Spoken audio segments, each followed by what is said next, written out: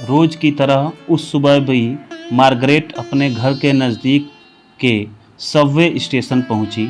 Train का इंतज़ार करने लगी। हर लोकल ट्रेन के निकलने के बाद लाउडस्पीकर पर उसके महबूब पति ऑसवाल्ड की आवाज़ में एक अनाउंसमेंट होता था।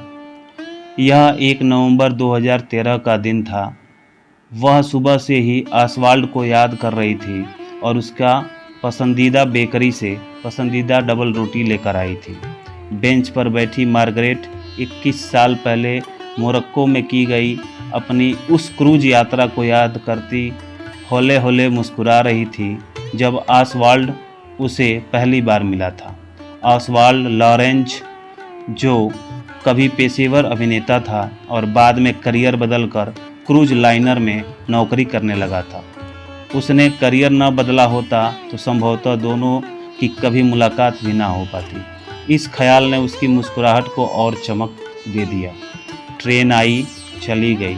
लाउडस्पीकर पर अनाउंसमेंट हुआ, ज़रूर, लेकिन ऑसवाल्ड की नहीं, किसी और की आवाज़ में।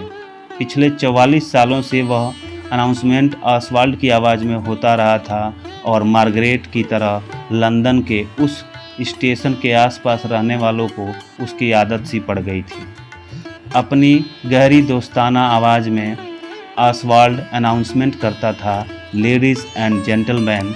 अचानक क्या हुआ कि ऑसवाल्ड की आवाज़ बदलनी पड़ गई। यह सवाल लेकर खिन्न मन से मार्गरेट स्टेशन इंचार्ज के पास पहुंची। उसे बताया, नई पॉलिसी के तहत सभी सबवे स्टेशन पर होने वाले अनाउंसमेंट डिजिटल बना दिए गए हैं, जिनके लिए नई आवाज़ों का इस्तेमाल किया गया है। पुराने अनाउंसमेंट टेप और कैसेट की मदद से होते थे। ज़माने के साथ चलने के लिए ऐसा किया जाना ज़रूरी था, ऐसा स्टेशन मास्टर ने बताया। 1992 में मोरक्को में पहली मुलाकात के बाद मार्गरेट और ऑसवाल्ड साथ रहे। 2003 में बाकायदा पति पत्नी बन गए।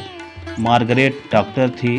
डॉक्टर मार्गरेट मैकमुलम और ऑसवाल्ड से बेपनाह मोहब्बत करती थी।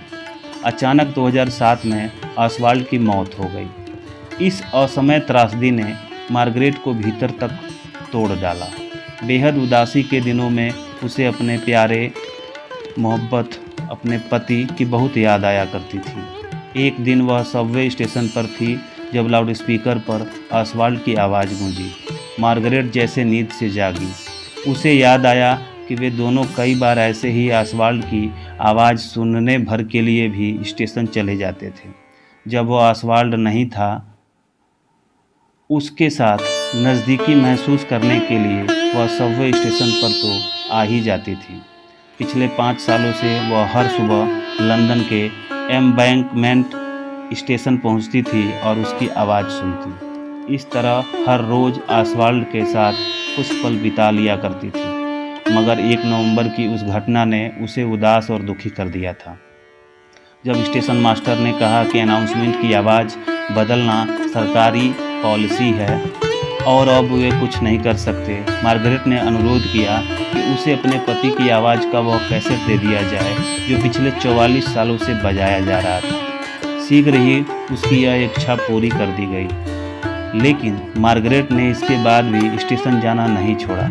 अपने पति के लिए अपनी मोहब्बत के इजहार का यही एक सरल तरीका उसे आता था। मार्गरेट की कहानी ने स्टेशन मास्टर को भीतर तक विचलित कर दिया था। उसने पूरा वाकया अपने सीनियर्स को बताया। बात ऊपर तक पहुंची और मार्गरेट को एक खुशनुमा सरप्राइज़ देने का फैसला किया गया। एक सुबह मार्गरेट के पास एम्बैंकमेंट स्टेशन के स्टेशन मास्टर का फ़ोन आया। मिसेज मैकमुलम, क्या आप आधे घंटे में यहाँ आ सकती हैं? मार्गरेट पहुँची तो उसने पाया स्टेशन के लाउडस्पीकर पर ऑसवाल्ड की वही पुरानी आवाज़ गूंज रही थी। बाकी लंदन का तो हम नहीं कह सकते मिसेस मैकमुलम, लेकिन एम्बैंकमेंट के पब्लिक अनाउंसमेंट सिस्टम से आपके पति की आवाज़ कभी नहीं हटाई जाएगी। कौन कहता है आज के ज़माने में लोग मोहब्बत करना भूल गए हैं? आपने इस बात को चरितार्थ किया है, स्टेशन मास्टर ने ये कहा। इतना सुनने के बाद मार्गरेट की आंखों से आंसू निकल आए, परंतु वो बहुत खुशी से स्टेशन मास्टर का धन्यवाद भी।